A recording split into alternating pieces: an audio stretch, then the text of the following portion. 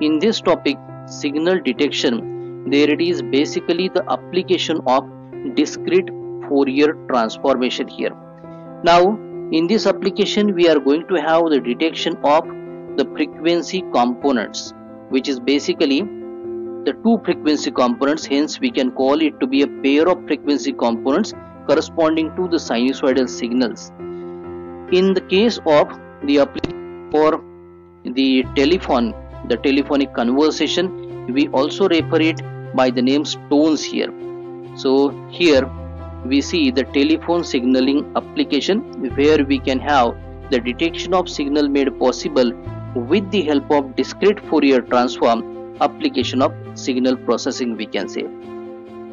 So with respect to this telephone signaling, the term popular here, we know that it is the dual tone multi-frequency, which can be abbreviated as DTMF. So this type of signaling is basically a high dialing speed over the dial pulse signaling used in the conventional rotary telephone sets. So if you go back to the old types of the telephone sets, there used to be the rotary technique to dial the particular number to have the conversation, which has been replaced by the push button type of the telephone sets. So these push button type of the telephone sets employ this DTMF signaling technique, that is dual tone multi-frequency signaling here. So correspondingly it offers the high dialing speed. Nowadays we are also working with the telephone system having the touch buttons also. Now we shall see the more details with respect to this DTMF signal, which basically consists of the two tones, as I have already made it clear. So a summation of the two tones we are going to see here, with the frequencies taken from the two mutually exclusive groups of the pre-assigned frequencies. Those are worldwide accepted. Now we have the pair of such signals, we call them to be the tones here, and these particular pairs refer to a specific number, we can call it to be a symbol also, hence we refer it to be a unique number or symbol. So the details with respect to such pair of tones we shall definitely see into the tabulations also. Now what is the application task in the case of signal detection using the signal processing techniques?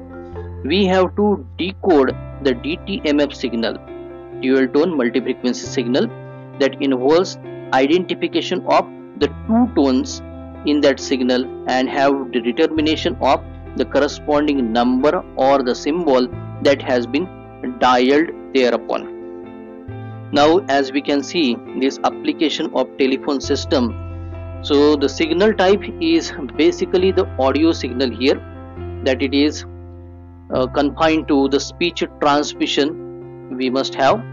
So as we see, the signaling frequencies are all located into the frequency band that is used for such the speech transmission, the application for which we are considering. This particular type of the application we can be handling here can also be called as the in-band system here. Now as we have to detect the frequency tone here, the frequency in general can be denoted by simply small f. Here for the case of k values corresponding to 0, 1 up to capital N minus 1, where N is basically the DFT index, the total number here, we have the formulation of frequency denoted f suffix k in terms of hertz. So this is corresponding to the DFT index that has been represented here. Now the total number we have represented here, that is with capital N.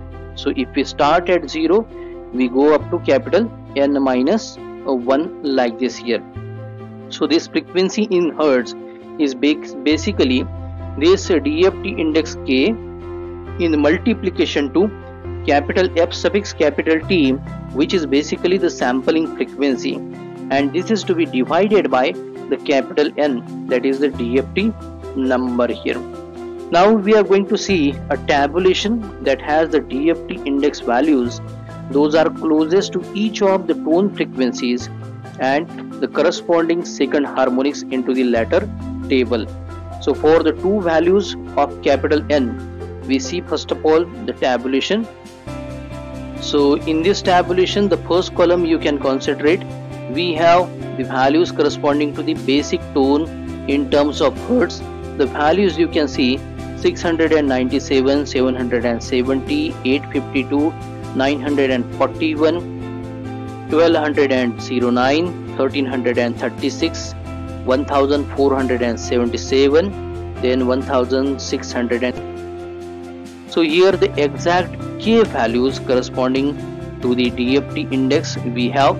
So for 697 we have the value 17.861, which can be rounded up to the nearest integer K value, that we can have it to be 18 here.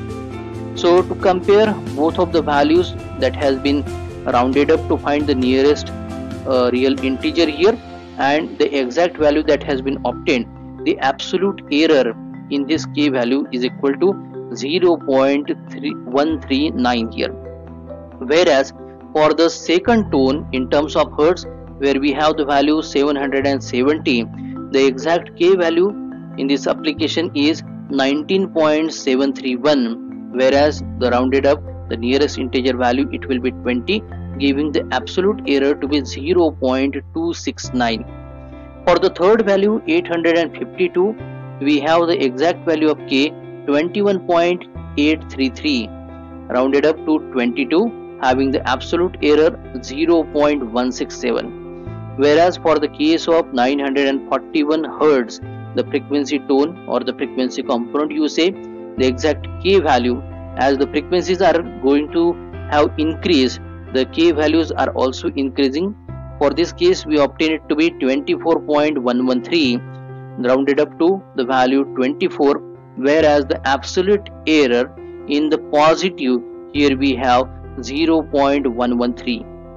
Next to that we have the frequency component with the frequency value in Hertz 1209 here, whereas we find the exact K value 30.981 rounded to 31, the error value in absolute that it is 0.019. Whereas for the next component 1336 we have the K value 34.235 rounded up to 34, getting the error 0.235.